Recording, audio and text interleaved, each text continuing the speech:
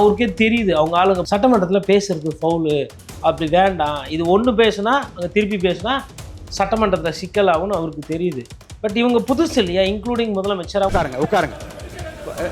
நீங்கள் எங்கே வரீங்க? நீங்கள் இங்கே போங்க, உள்ள இடத்துக்கு நீங்கள் போங்க. அவங்களே ஃபஸ்ட்டு சீனியர் மினிஸ்டர்ஸே டிஎம்கே சீனியர் மினிஸ்டர்ஸ் பழைய மாதிரி கிடையாது. உட்காருங்க. மாண்புமிகு உட்காருங்க. எல்லாம் உட்காருங்க. 4 லைன் எழுதி கொடுங்க, எழுதி கொடுக்குற லைன் நறுக்குறோம், சட்டசபையில் பாடுறோம், வேறு லெவலில் ஆகிறோன்னு சொல்லிட்டு ஒரே ஒரு விதி ஒன்று போட்டுக்கோங்க. பேரவையில் வந்து இப்போ வெறும் வந்து ஸ்பீக்கர் வந்து பேசுறதுக்கு தான் வருது, மியூசிக் போகிறதுக்கு ஒரு ஆப்ஷன் கொடுக்கணும்னு சொல்லிட்டு இவங்க அந்த கவிதையை பேச, விஜய் சாரோட பாடல் பேக்ரவுண்டில் ஒலிக்க பிரமாதமாக இருக்கும். சினிமா தேட்டர் கெட்டுது, மாற்றிருங்கன்ற மாற்றம். அதை என்ன மாற்றம் தான் என்ன மாற்றம்? மக்களுக்கு பஸ் வாங்கி விட சொன்னால் நொட்டிக்கிட்டு போகுது, நஷ்டமாகுது. ஏசி பஸ் விடணும், தனியாருக்கு விடணும், காசு இல்லை. ஆனால் எம்எல்ஏக்கு 234 காரு, அதுவும் இப்போ இன்னும் வேறு என்ன, இன்னோவாலே ஹைப்ரிட் கேட்பார். அப்புறம் இன்னொருத்தர் வந்து எல்லாம் இன்னோவா தான், எல்லாம் டொயோட்டா தான், வெல்ஃபேர் வாங்கி கொடுத்தா நல்லாயிருக்கும், சிம்பு கூட அதில் தான் போகிறாரு கேட்பாங்க.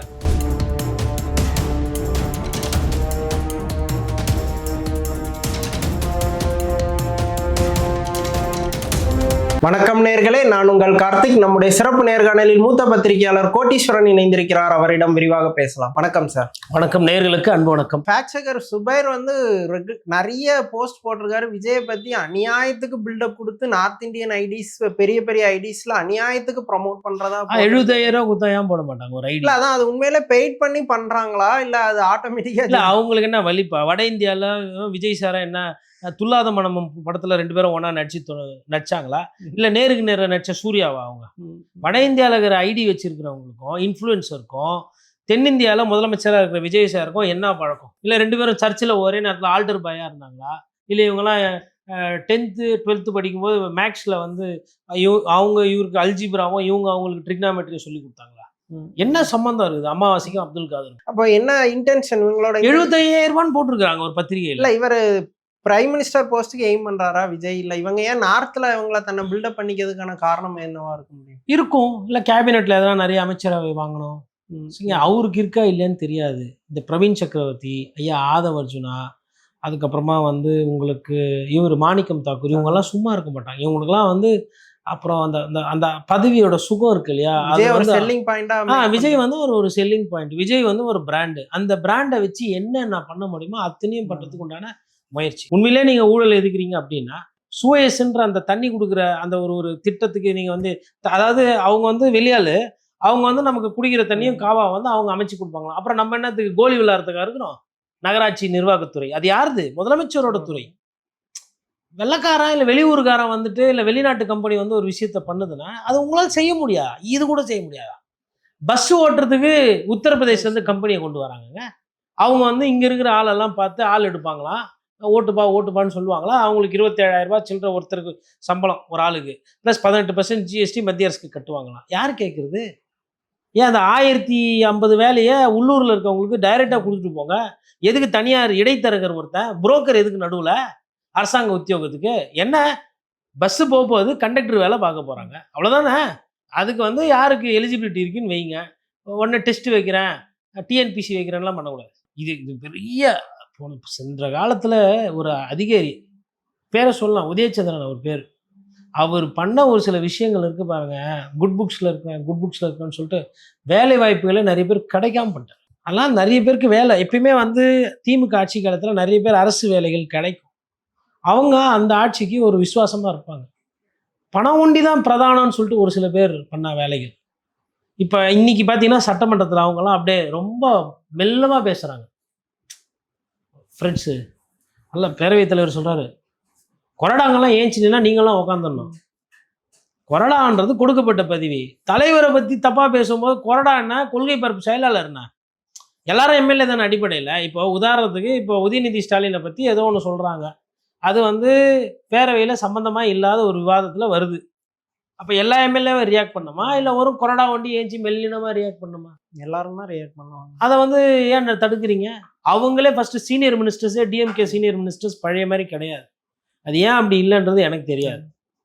ஒரு மாதிரி சைலண்டாக ப்ளே பண்ணுறாங்களோ?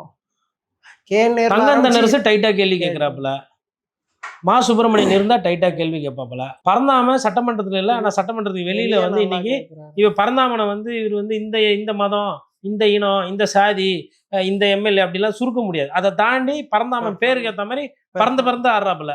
எப்படி முடியுது? ஏன் அது முடியுது? இப்ப மேயர் இருக்கிறாங்கல்ல பிரியா, மேயர் தானே, டைட்டா அரசியல் பண்ணலாம்ல. சொத்து வரி 300% 400% ஏத்தனப்பா மேயர் பிரியாவோட ரோல் என்ன? என்ன ரோல் பண்ணாங்க அவங்க? எனக்கு தெரியாது, எங்களை கேட்கவே இல்லை, அறிக்கை, அப்புறம் பத்திரிகையாளர் சந்திப்பு. அதை தாண்டி என்னங்க பண்ணாங்க மேயர்? ரிபன் பில்டிங்லேயே உள்ளிருப்பு போராட்டம், பெருசா ஒரு ப்ரொட்டஸ்ட் மாதிரி. மேயரை வந்து போய் கைதெல்லாம் பண்ண முடியாது. கராத்தே தியாகரன் ஒருத்தர் இருந்தாரு, டெப்டி மேயர் தான், மேயர் இன்சார்ஜ். முதலமைச்சர் அம்மையார் ஜெயலலிதா கண்ணில் விரல விட்டு ஆட்டினார். ஓகே, மன்றம் என்னது? டெப்டி மேயர், மேயர் இன்சார்ஜ்னா என்னை கேட்காம யாருன்னா கவுன்சிலர் கூட்டம் போட்டிங்கன்னா நடக்கிறதே வேற, முடிஞ்சா தொட்டுப்பாருன்ற மாதிரிலாம் பண்ணார். அப்போ he was daring the chief minister of a state, just deputy mayor karate Thiyagarajan. இப்போ பிஜேபியில் இருக்கிறாரு. மேயரா இருக்கும் போதெல்லாம் மிரட்டுவாப்புல அதிகாரிகளெல்லாம். குப்பைலாம் அடுத்த முறை எனக்கு ஒரு வாட்டி ஃபோன் வரலாம், உங்கள் ஜோன்லேருந்து அடிக்கடி வருது, குப்பைக்கெல்லாம் எனக்கு ஃபோன் வந்துச்சுன்னா நீ வந்து குப்பை தொட்டி இருக்கிற இடத்துக்கே ட்ரான்ஸ்ஃபர் ஆகி போயிடும், இப்படியே சொல்லுவாப்புல. ஏன்னா 10 வாட்டி லைட் எரியலன்னு ஃபோன் வரும். நான் வந்து உங்கள்கிட்ட 10 வாட்டி ஃபோன் பண்ணி லைட் எரியல சொல்கிறதுக்காக நான் மேயர் ஆகிறேன். அத்த முறை ஃபோன் வந்ததுன்னா உன் இடத்துல உன் போஸ்ட்டில் வேற ஒருத்தர் இருப்பார், நீ அங்கே இருக்க மாட்டேன் பார்த்துக்க, எல்லாம் தெரியாதுன்னு நினச்சிக்காத. ஏன்னா அடுத்த முறை விஜிலன்ஸ் விட்டு பேசவான்னு இப்படியே பேசுவாருங்க ஆட்டோமேட்டிக்காக. அப்புறம் அதுக்கப்புறம் அந்த கம்ப்ளைண்ட்ஸ் வராது. என்ன பிரச்சனைனா அன்றைக்கெலாம் வந்து இவங்கெல்லாம் வந்து யாரும் விளம்பரப்படுத்திக்கல. மா சுப்பிரமணியன்லாம் சொல்லாமல் காலையில் போய் நிற்பாருங்க இன்ஸ்பெக்ஷன். யாருக்குமே தெரியாது மேயர்னு. ஸ்டார்டிங் டேஸில் அவர் மேயராக எடுத்த பேர் என்ன? காலையில் போய் நின்றுவார். இன்ஸ்பெக்ஷன் பண்ணும்போது சரி இல்லையா, சஸ்பென்ஷன் ரெக்கமெண்ட் பண்ணுப்போ ராஜேஷ் லக்கானி தான் கார்பரேஷன் கமிஷனர், சஸ்பென்ஷனுக்கு ரெக்கமெண்ட் பண்ணுவார். சாயந்தரத்துக்குள்ளே போனால் ஃப்ரெஷ்ஷாக இருக்கும் ரெடியாக சஸ்பென்ஷனு. அப்புறமா 3 மாதம் 2 மாதம் இருந்து கெஞ்சி கூத்தாடி மன்னிப்பு கொடுத்து பர்ஃபார்மன்ஸை இம்ப்ரூவ் பண்ணி திருப்பி உள்ளே வருவாங்க. அது மாதிரி எதுவுமே பண்ணல. இப்போ என்ன பண்ணுறாங்க மேயர்? இன்னும் எவ்வளோ நாள் இருக்குது மேயர் பதவி? ஒரு ஆக்டிவாக பண்ணலாம்ல, இருக்கட்டும், ஆக்டிவாக இருக்கலாம் இல்லைங்களா? கம்முன்னு இருக்கிறீங்க. இவ்வளோ மேயர் போட்டு கொடுத்தாங்களப்பா திமுகவில், அவ்வளோ கார்பரேஷனு, அவ்வளோ முனிசிபாலிட்டி, என்ன பண்ணுறீங்க? இவ்வளோதான் உங்கள் டக்கா? ஆனால் இப்படி இருக்குது. அதனால் வந்து இந்த அரசியல் செயல்பாடுகள் இருக்குது பாருங்கள். பணம் தான் பிரதானம். நீங்கள் போனதுனால வந்த விளைவுகள், பணம் இருக்கவங்களுக்கு சீட்டு. அதே மாதிரி அதிமுக எடப்பாடி பழனிசாமி பேசும்போது எத்தனை பேர் உணர்வுபூர்வமாக குரல் கொடுக்குறாங்க? நிறைய பேர் அப்படியே கம்முன்னு இருக்கீங்க. ஆளுங்கட்சியாக வர வேண்டியது, செலவு பண்ணிட்டோம், எடப்பாடியாரே எதிரில் இருக்கலாமா, வேற இருக்கலாமா, இல்லை எதிரில் தாவி ஓடிடலாமா, அங்கே வேற வந்து நம்மளை வேற இப்படி கூப்பிட்டுனே இருக்கிறாங்க. இந்த ஸ்பைடர் மேன்லாம் ஜவு விட்டு வீழ்த்துவாங்க தெரியுமா, அந்த மாதிரி ஜவுறதுக்கு ரெடியாக இருக்கிற ஐயா ஆதவ ஸ்பைடர் மேன் மாதிரி இப்படி விட்டாருன்னா போதும், அப்படியே போய் லாக் ஆனோன்னு அதில் ஏறி வந்துடுறாங்க எல்லாம். கேட்டால் இபிஎஸ் எங்களுக்கு பிடிக்கல, ஸ்பைடர் மேன் கூப்பிட்டாரு, அதனால நாங்கள் போயிட்டோம். இப்படி தான் இருக்குது அரசியல். என்னத்தை புரிஞ்சுக்கிறது? எம்எல்ஏக்களுக்கெல்லாம் புது காரு ப்ளஸ் 1 லட்ச ரூபா வரைக்கும் அடிஷ்னலாக படி அப்படிங்கிற மாதிரி ஒரு புதிய அறிவிப்பு வந்திருக்கு. இது உண்மையிலே தேவையானதா இல்லை அதிகப்படியானதா நீங்கள் எப்படி பார்க்குறீங்க? ரொம்ப சிறப்பான திட்டம். மக்கள்கிட்டலாம் போய் இதை ஒரு தொகுதியில் சொன்னீங்கன்னா மக்கள் ரொம்ப சந்தோஷப்படுவாங்க. ஏன்னா மக்களுக்கு என்ன பிரச்சனைனா கரண்ட் பில் கம்மியாக வருது, இந்த சொத்து வரி தண்ணி வரிலாம் வந்து ஆல்ரெடி ரொம்ப கம்மியாக இருக்குது. விஜயன் ஆட்சிக்கு வந்தவொடனே கம்மியாகி போச்சு. வருமானம் நிறைய இருக்குது, இந்த ஜோபியில் வைக்க முடியல, அப்படியே நிரம்பி கொட்டிக்குது கீழே. அவசரமாக போகும்போது நான் வந்து சில்லறெல்லாம் கீழே ஊந்துது. அதனால் ஜனங்களுக்கு என்ன பண்ணுறதுன்னு தெரியாமல் இருக்காங்க. அந்த ஒரு சூழகட்டத்தில் ஜனங்களுக்கு நல்லது செய்யக்கூடிய சட்டமன்ற உறுப்பினர்களுக்கு நீங்கள் வந்து மகிழுந்து, காருக்கு பேர் தான் மகிழுந்து, ஏன்னா இப்போ தமிழ் வார்த்தைகள்லாம் நம்ம கொஞ்சம் பயன்படுத்துவோமே, மகிழுந்து வாங்கி கொடுத்துருவீங்க. அதுக்கப்புறமா வந்து அவங்களுக்கு வந்து ஒரு ஆஃபீஸ் அசிஸ்டண்ட்டு, உதவி பணியாளர், ஏன்னா ரொம்ப கஷ்டப்பட்டு உழைக்கிறாங்க, உதவி பணியாளர். இனோவா கார் தான் வேணும்னு கேட்குறாரு. அதுதான் யார் வீட்டு காசு, மக்கள் காசு தானே. ஏன் இனோவாவில் போனால் தான் போன மாதிரி இருக்குமா? சரி, சந்தெல்லாம் இருக்குமே நிறையா, சந்து உள்ள என்ன பண்ணுவீங்க? குட்டி யானையில் போவீங்களா? அடுத்து ஒரு குட்டி யானை கேட்பீங்க, குட்டி யானை, அப்புறம் ட்ரை சைக்கிள். அவங்க கேட்டார். அது இதெல்லாம் யாருக்கு தெரியுங்களா? இந்த மாதிரி விவகாரத்துக்கெல்லாம் விசிகால எம்எல்ஏ இருக்காங்களா, அவங்கெல்லாம் ரொம்ப நல்லா இந்த மாதிரி கோரிக்கைகள் வைக்கிறது. அப்புறம் அந்த ஐஓஎம்எல் அது கூட்டணிலாம் போய் சேர்ந்துருக்காங்க அவங்களாம். ஆனால் சொந்த கட்சிக்காரங்க கேட்டால் கொஞ்சம் இதுவாக இருக்கும்ல, கஷ்டமாக இருக்கும்ல, நமக்கே நம்ம கேட்ட மாதிரி. அதெல்லாம் தாராளமாக எல்லாருக்கும், எல்லா உறுப்பினர்களுக்கும். இப்போ இதில் என்னன்னா, இப்போ அம்பாசமுத்திரத்துக்கெல்லாம் இப்போ எம்எல்ஏவே கிடையாது. கார் கொடுப்பாங்களா கொடுக்க மாட்டாங்களான்னு தெரில. அம்பாசமுத்திரம், அப்புறம் விராலிமலை, இப்போ இப்போதைக்கு தேர்தல் இல்லை இல்லைங்களா? அதனால் அரசாங்க பணம் வந்து நான் என்ன சொல்கிறேன்னா, கார் இல்லை ரைட்டு, சரி கார் தானே வேணும், ஒரு 50,000 ரூபா அகவிலைப்படி சேர்த்து கொடுக்குறோம். நீங்களே கார் வச்சுக்கோங்க. உங்கள் காரை நீங்கள் போட்டு யூஸ் பண்ணிக்கோங்க. 25,000 சம்பளம், 25,000 தொகுதிக்குள்ளே சுற்றுறதுக்கு டீசலு. பில் தர வேணாம், கணக்கு தர வேணாம், எதுவுமே தர வேணாம். 50,000 வித்தவுட் எதுவுமே இல்லை. ஜிபே வேணா ஜிபே, கேஷாக வேணா கேஷை கொடுத்துட்டு போயிருக்கலாம். ஒன் டைம் செலவு மாதம் மாதம் போயிடும். கார் வாங்கி கொடுக்குறதா? இப்போ இந்த கார் மெயின்டெனன்ஸ் யார் பண்ணுவா? சர்வீஸ் யார் பண்ணுவா? அதுக்கு தான் அந்த 1,00,000 ரூபா. மக்களுக்கு பஸ் வாங்கி விட சொன்னால் நொட்டிக்கிட்டு போகுது, நஷ்டமாகுது. ஏசி பஸ் விடணும், தனியாருக்கு விடணும், காசு இல்லை. ஆனால் எம்எல்ஏக்கு 234 காரு. அதுவும் இப்போ இன்னும் வேற என்ன, இன்னோவாலே ஹைப்ரிட் கேட்பார். அப்புறம் இன்னொருத்தர் வந்து எல்லாம் இன்னோவா தான், எல்லாம் டொயோட்டா தான், வெல்ஃபயர் வாங்கி கொடுத்தா நல்லாயிருக்கும், சிம்பு கூட அதில் தான் போகிறாரு கேட்பாங்க. பாராளுமன்றத்தில் இலங்கையா இல்லை எந்த பாராளுமன்றம்னு தெரியல, நிறைய அலவன்ஸை கட் பண்ணிட்டாங்க. இலங்கை தான் நினைக்கிறேன். புரியுதுங்களா? ஒரு சிலர் பணத்தை மிச்சம் பண்ணுறதுக்கு என்னென்னமோ பண்ணுறாங்க. இங்கே வந்து சரிங்க, எம்எல்ஏக்கு வந்து ஆஃபீஸ்க்கு கொடுக்கலாம், ஒரு ஓஏக்கு கூட அந்த ஓஏக்கு 25,000 வைக்கலாம்னு சொல்கிறேன். என்ன காரணம்? எம்எல்ஏ இல்லைன்னா அங்கே ஒரு ஆஃபீஸ் அசிஸ்டன்ட் தான் மனு வாங்குவார், கொள்வார். கார் எல்லாம் வந்து இப்போ பாருங்க, கார் வாங்கி 90% ஆஃப் எம்எல்ஏஸ் எல்லாருமே வெல்த்தான ஆட்கள் தான். மிஞ்சி போனால் ஒரு 10% கூட வீக்கான ஆட்கள் இருக்க மாட்டாங்க. இன்னைக்கு எம்எல்ஏ ஒருத்தர் வந்து எந்திரிச்சு என்கிட்ட கார் கூட இல்லைன்னு பேசினவரோட அஃபிடவிட்டு, அவரோட வீடியோஸ்லாம் வருது. அவர் காரை வச்சுட்டு நல்லா சுற்றிட்டு இருக்குது. புது கார் வேணும் மேன், புது கார் வேணும். அதில் வந்து ஆஜி போட்டிருக்கும், டோல் பிளாஸா கிடையாது. எம்எல்ஏ ஸ்டிக்கர் ஒட்டியிருக்கோம், சட்டமன்றத்துக்கு எடுத்துகிட்டு வரலாம். அதில் போனால் அது ஒரு பந்தம். அதாவது அதை பார்த்தோன்னா ஐயா எம்எல்ஏ வந்திருக்கிறாரு அப்படின்னு 4 பேர் வணக்கம் வச்சு காசு எடுத்து அவங்களே குத்துடணும். பூரா எதுக்குன்னு நினைக்கிறீங்க? கிராமமாக போயிட்டு விவசாயிகளோட போராட்டத்துக்கு நிற்கிறது. நெல் எங்கன்னா நனைஞ்சு போச்சுன்னா அதில் வண்டியில் தார்பாயை போட்டு எடுத்துன்னு போயிட்டு நைட்டில் தார்பாயை போட்டு அப்படி கிடையாது. அந்த இடத்துல போய் பஞ்சாயத்து பண்ணுறதுக்கு ஒரு 4 விஷயம் பேசுறதுக்கு கலெக்டர் ஆஃபீஸில் கலெக்டர் வண்டிக்கு முன்னாடி எதுவுமே அப்படி நிறுத்தணும். அதை ஸ்பீடாக அப்படி பிரேக் வச்சா இப்படி ஆடி நிற்கும். இனோவா ஸ்கார்பியோலாம் பார்த்தீங்கன்னா வேகமாக போய் நிறுத்தி இப்படி நிற்கும். சாதாரணமாக போய் நிற்கிற வண்டி நமக்கு தேவைப்படாது. 4 வீல், அதில் ஒரு 4 பேர் ஏறிட்டு எல்லாத்துக்கும் பெட்ரோல் டீசல் போட்டு மெயின்டெனன்ஸ் பண்ணி. ஏன்னா அரசு கஜானால பணம் நிறைய இருக்குது. சிங்கப்பூர் கவர்மெண்ட்டு தமிழ்நாடுகிட்ட கடன் கேட்குது, கொஞ்சம் கடன் கொடுங்க ப்ளீஸ். ஜப்பான் பேங்க்கு, ஜெர்மன் பேங்க்லாம் கடன் கேட்டுக்கிட்டு இருக்கு. அதனால் என்ன பண்ணுறதுன்னு தெரில, பணம் நிறைய இருக்குது. அதனால் அதாவது ஒரு சைடு வந்து பிரதமர் வந்து உங்கள் கான்வாயை குறைச்சிக்கங்க, செலவை குறைச்சிக்கங்கன்றாரு. எண்ணெய் வாங்க வேண்டியது இருக்குது, கச்சா எண்ணெய் விலை இருக்குது, அந்நிய செலவாணி ஜாஸ்தி ஆகுது, கடன் இந்தியாவில் ஜாஸ்தி ஆகிறதுக்கு இருக்குன்னு அவர் சொல்கிறாரு. அவர் சொன்னார், செஞ்சாரா எனக்கு தெரியல. செய்கிற மாதிரி ஆளும் அவர் கிடையாது. நல்லா நிறைய பேசுவார், நிறைய சொல்வார். அது பிரதமர். இவரும் நல்லா பேசுவார். இது மாதிரி என்ன கேட்டால் இது வந்து தேவையற்ற ஒரு அத்தியாவசியத்துக்கு மீறின ஒரு செலவு. இது 234 காருன்னா யோசிச்சு பாருங்க. ஒரு கார் வந்து இன்னைக்கு அவங்க கேட்குற கார்லாம் வந்து பார்த்தா எப்படி பார்த்தாலும் 15 லட்ச ரூபாய் கம்மியாக கார் கேட்க மாட்டாங்கன்னு நினைக்கிறேன். மீறி குத்திங்கன்னா எனக்கு இந்த வண்டி வேணாம், இட்டியோஸ்லாம் வேணாம், எனக்கு இனோவா தான் ஓணுன்னு வாங்க போகுது. இல்லை நீங்கள் போயிட்டு மகேந்திராவில் வேறு எதுனா கம்மியாக கொடுத்தீங்கன்னா, இல்லை எனக்கு மகேந்திரா அந்த ஸ்கார்பியோ எண் ஒன்றுக்குது அதுதான் அப்படி இப்படி நிற்கும் அப்படின்னு கேட்பாங்க. இல்லை வேறு எதாவது ஈவி கேட்பாங்க. உங்களுக்கு வந்து technology inside cutting out side அப்படின்ற மாதிரி எதனா உள்ளே நான் அப்படியே கான்ட்ராக்டர் அங்கேருந்து வீடியோ கான்ஃபரன்ஸுக்கு போட்டால் கான்ட்ராக்டர் அப்படியே லைன்லேருந்து அப்படியே நான் சொல்கிற ஆளுக்கு ஜிபே பண்ணிடணும். அந்த மாதிரி எதனா கேட்பாங்க போகுது போகிறப்ப இப்போ தான். இப்போ தானே காருக்கு வந்துருக்குறாங்க, இந்த ஜேம்ஸ் பாண்ட் படத்துலலாம் காட்டுவாங்களா, அந்த மாதிரி காரெல்லாம் கேட்பாங்க பொழுது. கொஞ்சம் யோசிக்கணும். என்னடா காமராஜர் படத்தை பின்னாடி வச்சுருக்கோமே நம்ம, அந்த தாத்தா வந்து அவங்க அம்மாவுக்கு கிழவி ஒரே ஒரு குழா தான் கேட்டுது, அதை கூட அந்த மனுஷன் போட்டு கொடுக்கல வீட்டுக்குள்ளே. காமராஜர் வழியில் சொல்கிறோம், நம்மள வேற காமராஜர் ஆட்சின்னு வேறு சொல்லிட்டாங்க. இவங்கெல்லாம் வந்து கார் கேட்குறாங்க, எல்லாரும் கார் கேட்குறாங்க. இது எங்கே போகுது யோசிக்கணும். ஆல்ரெடி ஒரு 30 பேருக்கு அமைச்சராக இருக்கிறவங்க கார் இருக்கும், பிரச்சனை இல்லை. 200 கார் வாங்க, 200 கார் வாங்கிட்டு நீங்கள் வேணால் பாருங்கள். இந்த எம்எல்ஏ காரு காய்கறி வாங்க போகும், சினிமா தேட்டருக்கு போகும், பாருக்கு வெளியில் நிற்கும்.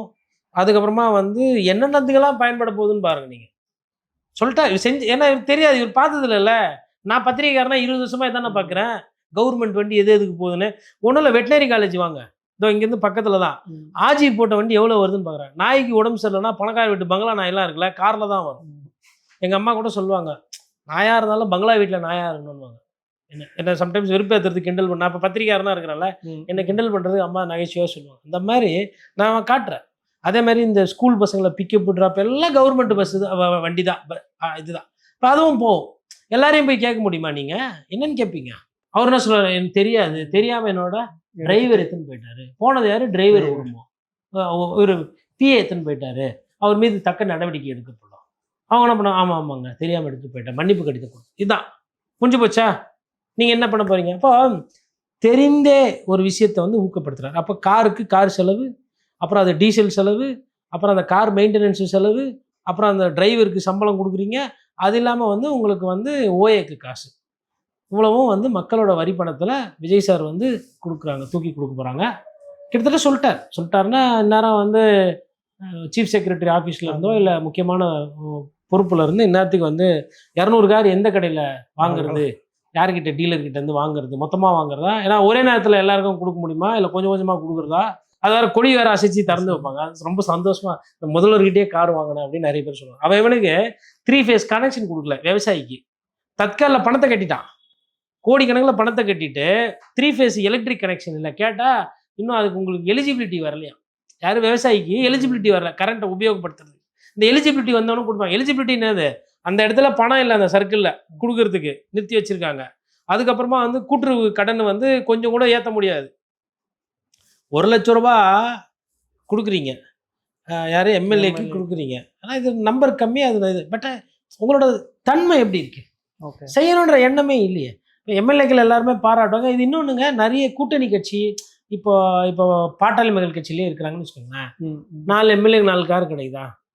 அவங்க இப்போ கணேஷ்குமார்னா யோசிப்பார்ல, விஜய் நான் கார்லாம் கொடுத்துக்கிறாரு எதுக்கு தெரியுதுங்களா, நோக்கம் என்ன, அந்த அன்போட இருப்போம்.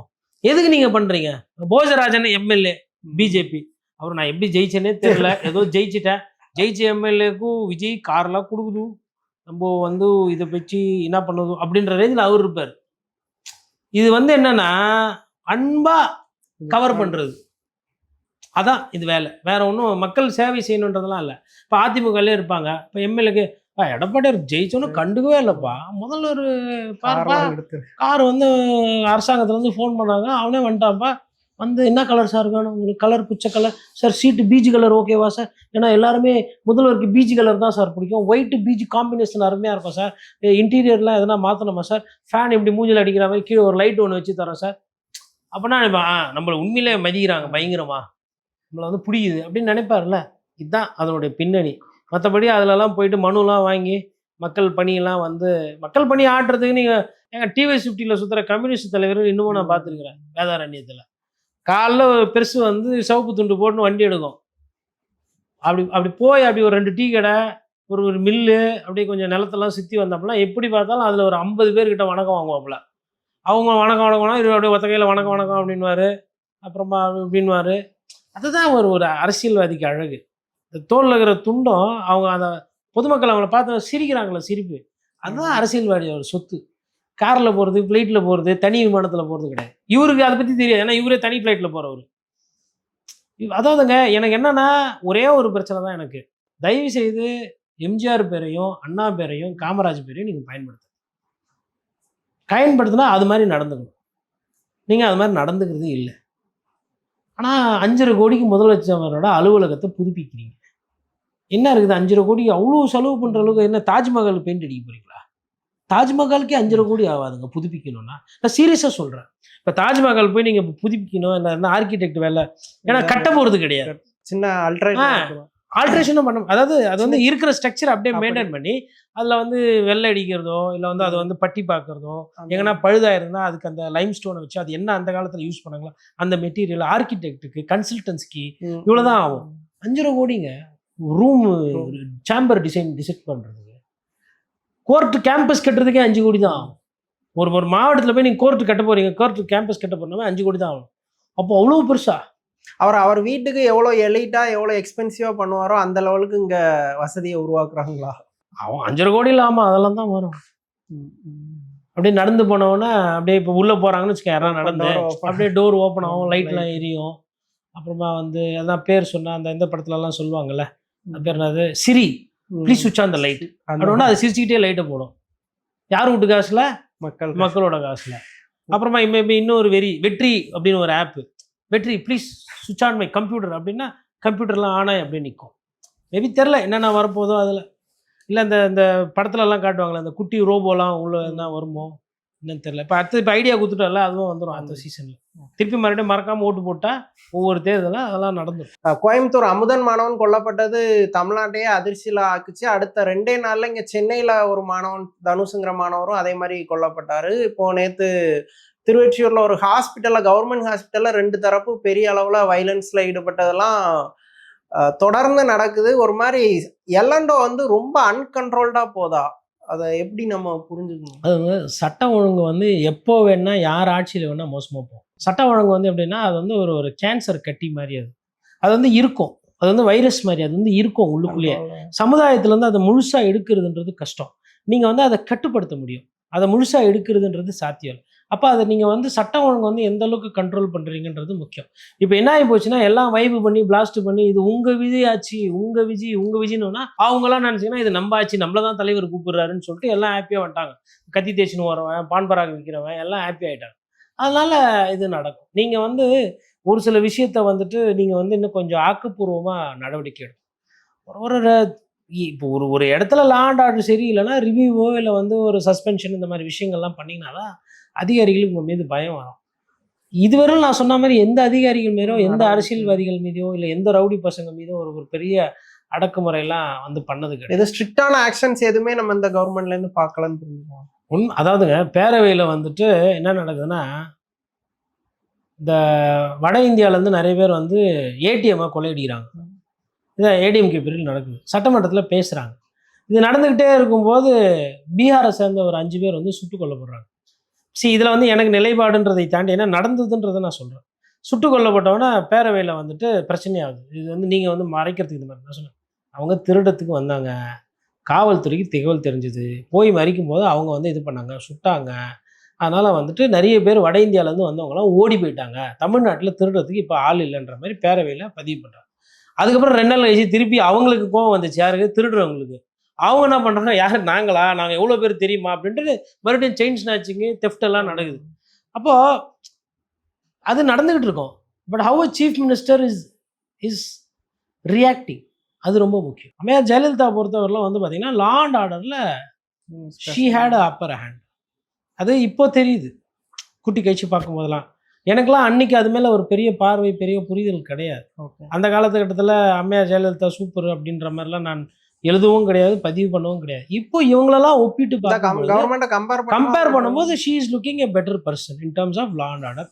போலீஸ் துறை அதிகாரிகள்லாம் ரொம்ப பயப்படுவாங்க முதலமைச்சரை பார்த்தா. இந்த அதிகாரிகளுக்கும் ஒரு பயம் இருக்கும், அமைச்சர்களுக்கு ஒரு பயம் இருக்கும். அதாவது பயம்னா வந்து சும்மா பயம், பர்ஃபார்மன்ஸு ஒன்று இருக்கணும் சிஎம்மோடது. சிஎம் ஒரு சில தரவுகள், அதாவதுங்க முதலமைச்சருக்கு வந்து ஒரு கேள்வி வருது சட்டமன்றத்தில், முதலமைச்சரை நோக்கி ஒரு கேள்வி வருதுன்னா அதுக்கு யாருன்னா காரணமாக இருந்தாங்கன்னா அவங்க பதிவு போயிடும். She will not spare. அப்போ என்ன ஆகிடும்னா அமைச்சரோ இல்லை எம்எல்ஏக்கெல்லாம் பயந்து இருப்பாங்க. நம்ம பேர் ரிப்பேர் ஆனால் நம்மளை மாற்றிடுவாங்கன்னு பயம். இப்போ இவரால் அது பண்ண முடியாது. ஏன்னா இவர் வந்து எல்லாமே அங்கங்கேருந்து வாங்கணும், அவுட் சோர்ஸ் பண்ணி எடுத்துன்னு வந்தது. இவர் கோச்சிக்கினாருன்னு வச்சுக்கலாம், அவங்களும் கோச்சிக்கிடுவாங்க. இப்போ 4 பேர் கோச்சிக்கின்னு திமுக போயிட்டா என்ன பண்ணுவார் இவர்? அதனால தான் குதிரை பேர் அரசியல் பண்ணக்கூடாதுன்றது. இப்போ இவர் ஒழுங்கா அப்படின்னு அந்த கேள்வி வருதுல்ல. இவர் கை சுத்தமாக இவர் எதுவுமே பண்ணாதவராக இருக்கிறாரு, ஆதவர்ஜினா மாதிரி ஒரு ஆளை வந்துட்டு இவர் முன்னிறுத்தாமல் இவர் அரசியல் பண்ணுறாருன்னா இவரை பார்த்தா 4 எம்எல்ஏ போயிடும். அவங்களே எல்லாம் ஃப்ரெண்ட்ஸ் ஆகுறாங்க. ஆதவ் தான் எல்லார்கிட்டையும் பேசுகிறாரு, மற்ற கட்சியிலேருந்துலாம் வராங்க, சம்திங் கொடுக்குறாங்க. சோஃபா மாடல்னு பேர் வந்துச்சு. சோஃபா மாடலுக்கு என்ன கிடைக்கும்? உங்களுக்கு சோஃபா தான் கிடைக்கும். சோஃபாவுக்கு வந்து அதுக்கு வேற என்ன கிடைக்கும்? அதாவது படத்தில் சொன்னாங்க, காக்கா பிரியாணி சாப்பிட்டா காக்கான் தான் குரல் வரும், உங்களுக்குன்னா உன்னி கிருஷ்ணன் குரலாக வரும்னு வாங்கல்ல. அந்த மாதிரி இவர்களுக்கு இவர்கள். இப்போ நமக்கு நம்மளுடைய எம்ஆர் ராதா சொல்லுவார், இப்போ எனக்கு ஒரு பத்திரிக்கைன்னா என்னோட தலையெழுத்து அப்படி, அவ்வளோதான். அதனால் அதெல்லாம் வந்து பார்த்துக்கிட்டு போனோம்.